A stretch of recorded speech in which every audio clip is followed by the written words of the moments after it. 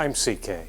Tonight we've got another kit from Velleman or Whadda. I never really know it. They're by Velleman, but it says Whadda on the box. It also says Velleman on the box. I don't know which is which. But anyway, it's a little dice cube, one die. We'll see how much fun it is to put together. See if your youngster would use it to play a board game. Do they play board games anymore? I don't think so. And I hope you enjoy the video. Shaking dice. Learn how to solder electronics. It's got a dice symbol here. Soldering iron, this is a level 2.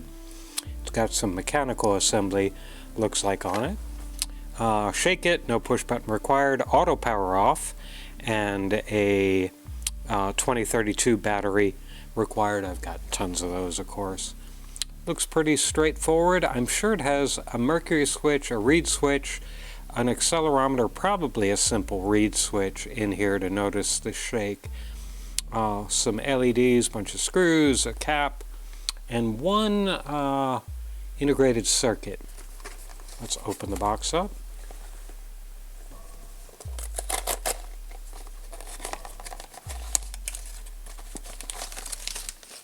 See what the paper says. Oops, and the circuit board, of course. Let's get the box ready for recycling. It's recycling night.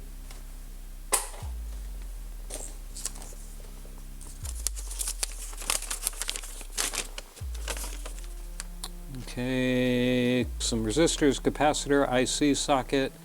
It doesn't list the name. Battery, and then the switch. So it's a simple reed type switch that'll sense when you shake it. 2 electrolytic capacitors, some LEDs. And then it's got a nice little circuit diagram, schematic, other people might call it. And no, this is a PIC 12C50880, so it's a little microcontroller.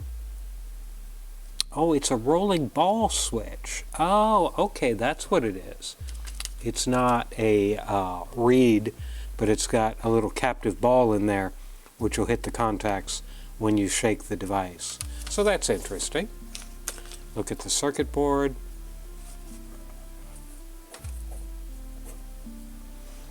Where the battery goes, CR 2032, 2035. Switch, a couple of resistors, the IC. None of the values are listed on the board, but I think the resistors are all, oh no, there are two different. There's 560 ohm, which is current limiting for the LEDs, I'm going to assume. Yeah, that's what that is. And R8 is a 1 meg resistor. Oh, and this board, you might notice it's got a score here. We will be breaking it apart. And some people like to put the board together and then break them apart. I prefer to break them apart first, because then when we're getting around to actually breaking them apart, I'm not putting my fingers on top of components that have been installed. Just my thing. You may want to break them apart afterwards. There's no right or wrong way, just the way you are comfortable. Got a bunch of stuff. Nothing else in the bag.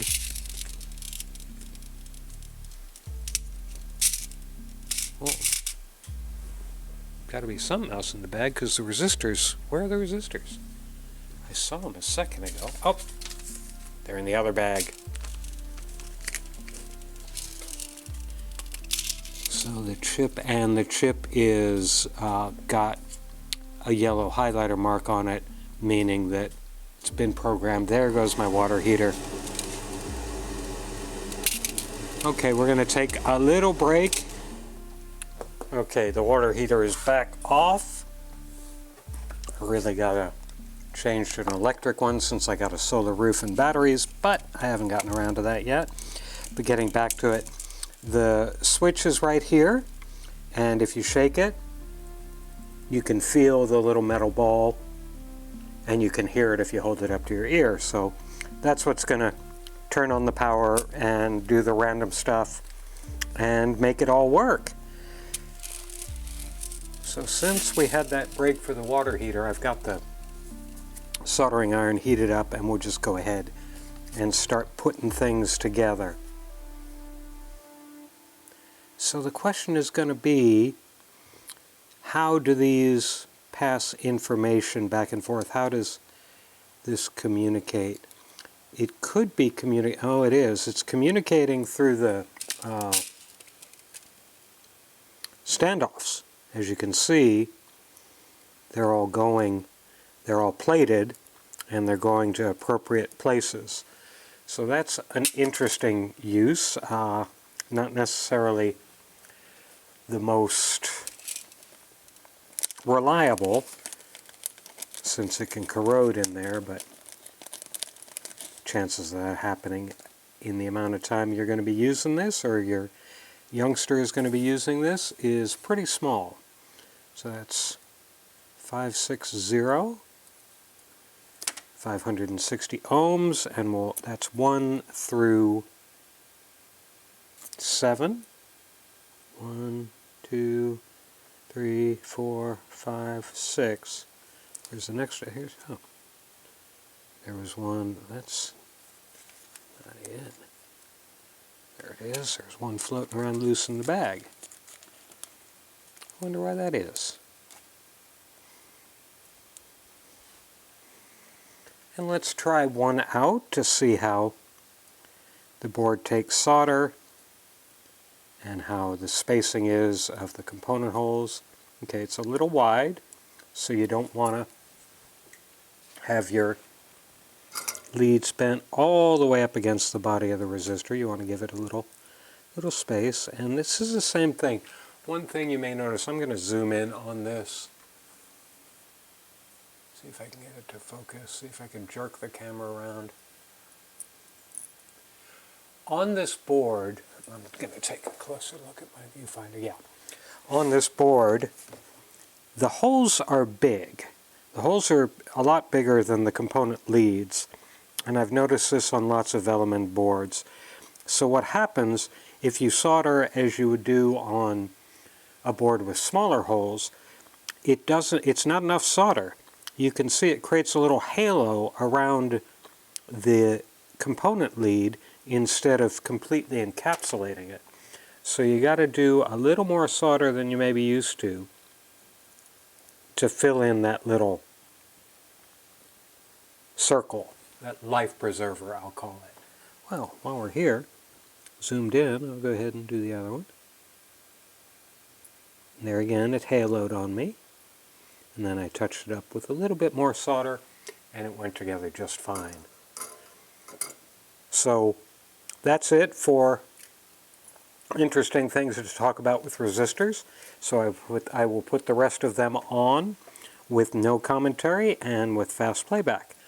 So enjoy resistor time.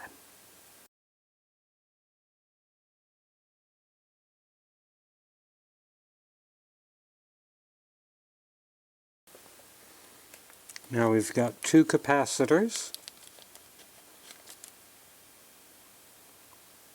This is a 104, so 100 nanofarad.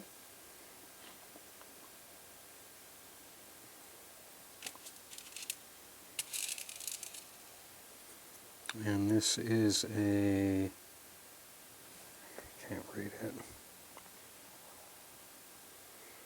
These blue and gray markings always drive me a little crazy. What's a 104 also? Huh. I wonder why they gave us two 104s. It does show both. On the diagram here you can see it's either that or that. They're both 104s. I'm going to go ahead and use this little guy. Now we're going to put the IC socket on, and got some bent pins during shipping, so we'll straighten them out and make all the pins parallel with some needle nose pliers. And now there's a notch on the board, and we'll put the socket notch at the same point as the board notch, of course.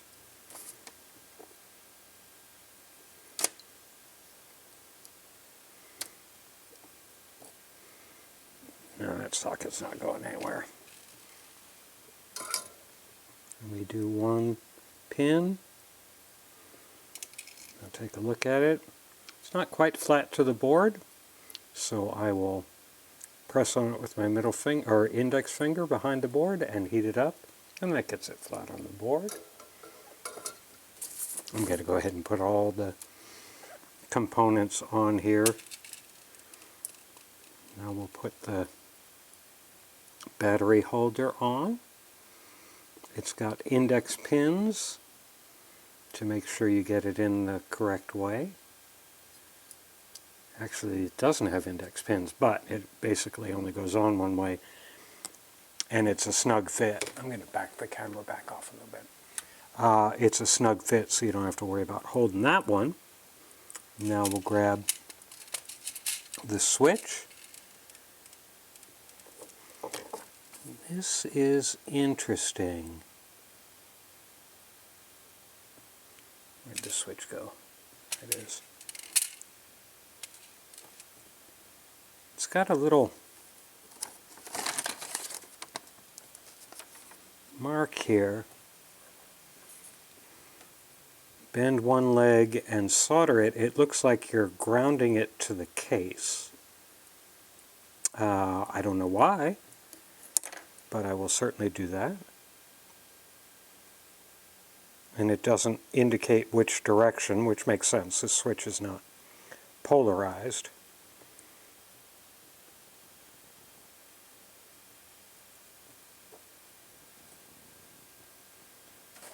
So we will do just as the instructions guide us to do.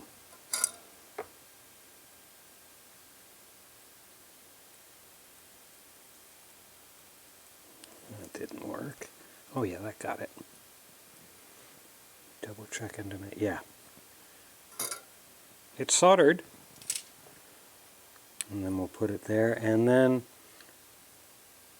there is a marking on the board as if it cares which direction it's going. That doesn't make any sense because it's just a switch, but I'm going to pretend that I know what I'm doing, and I'm going to insert the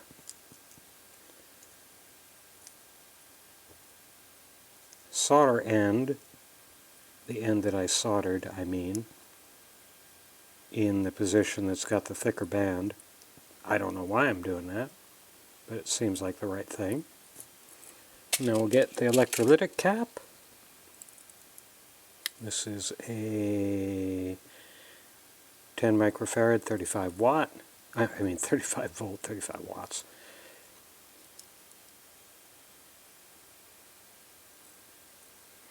And now we'll solder all these little connections.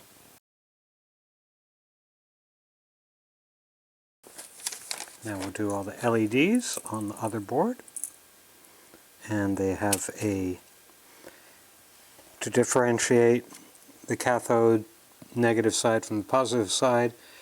It's shaded, and it also has the flat side, so you should be able to determine easily which side is positive and negative. Let's take a look at the... no, I won't do that. Not for this. This is too straightforward. So let's see, the last one I did from Velleman, these didn't sit flat. No, they don't sit flat. Well. The LEDs they're using don't have a flat bottom, so you have to do a little more work to get them to look all nice. I'm not even trying really to get them straight right now. I'm just getting one leg soldered.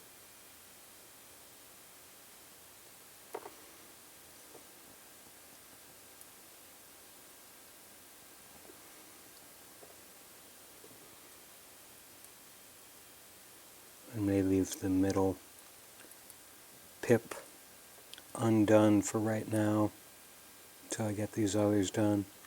So now I'm going to look at them. This one's all cattywampus.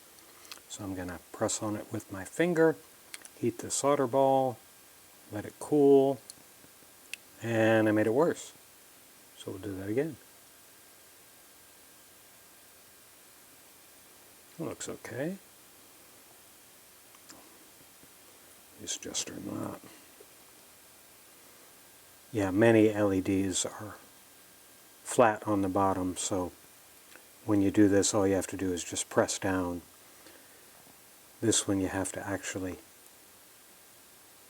manipulate them to stand up straight.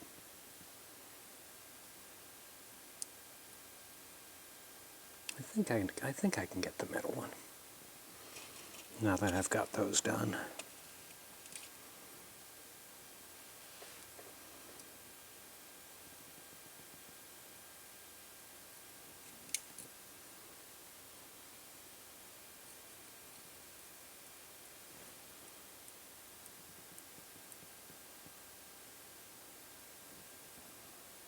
Okay, they're pretty straight. Next we'll put the microcontroller on board, making sure the notch goes where the notch matches. There, that's that. I'm not going to put the battery in quite yet. And you'll notice that the screw holes are also keyed, so you can only put it on one way, because it would work in an unfortunate manner if you put it on the wrong way, since the standoffs are also, or spacers are also connectivity, sending information to the LEDs telling them to come on or not. And then a screwdriver. Oops, it's a flathead screw. Huh! Don't see flathead screws in kits like these very often. And they're big.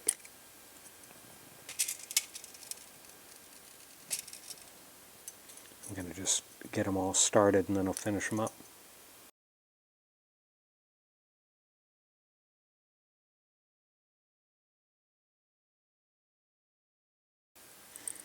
Alright, I got a 2032 right here, I think. Yeah.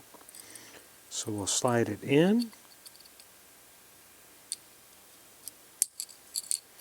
We'll try to slide it in.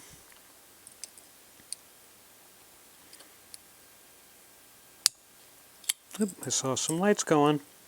Okay, so it's blinking. And it settled on 3. I turned the overhead light off, so that was a roll of 3. Let's see how long it takes for that electrolytic cap to discharge, so we can get another roll. Oh, it's still flashing. Oh, there it goes. Now it flashed out. Now pick it up, shake it again. You can hear the ball going there. 5, 4, 1, 3, 4, and that comes out to be a 4. Okay. Let me see if I can shake it before it starts, before it turns itself off. I should be able to. Yeah. That's 1. 1 again. 3. 3 again, really? 1. You don't have to shake it too hard. I'm shaking it harder than you need to. 1 again. 3 again. 3 again. 1. I question your random number generation algorithm.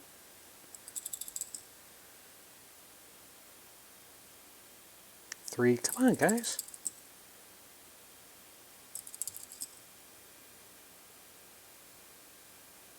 6. Okay. I would have to do, a couple of hundred attempts to actually see if this is anywhere near random. I'm sure it's just pseudo-random anyway.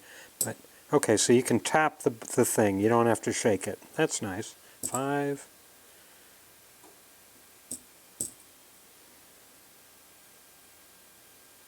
3.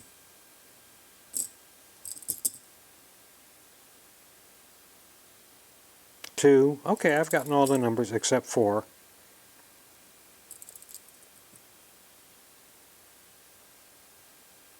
3. No, that seems fine. Turn the light back on. So that's it. It's a cute little kit. Obviously went together very quickly, but it would be fun to play with. Bounce it on tabletop and see what the roll is.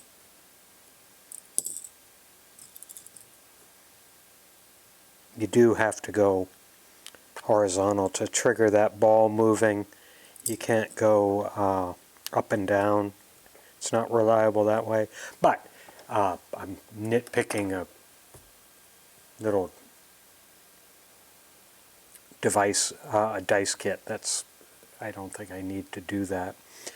So again, that's it. It went together very quickly. I think this would be very good for a first or second kit. And I hope you enjoyed the video.